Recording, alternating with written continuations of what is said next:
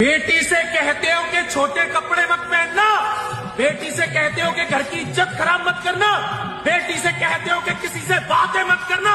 अरे बेटों को सिखाओ ना, किसी बहन बेटी पर गलत नजर मत रखना। अरे बेटों को सिखाओ ना, किसी बहन बेटी को गलत कमेंट मत करना। अरे बेटों को सिखाओ ना कि किसी बहन बेटी को बुरी नजर से मत देखना। अरे बेटे को सिखाओ ना कि किसी की बहन को अपनी बहन समझना। अरे ये संस्कार अब बेटों में सिखाओ ना। अरे 3-3 साल की बच्चियों के साथ गलत काम करके उसे मारकर फेंक देती है बेटे। ये होता बेटे होने का फर्ज, ये निभाते हो बेटे होने का फर्ज। अरे बेटी तो बहुत समझा दी, अब बेटों को समझाओ ना। अपनी छोटी सी बच्चियों को बचाओ ना, दूसरों की बहन में अपनी बहन देखो ना।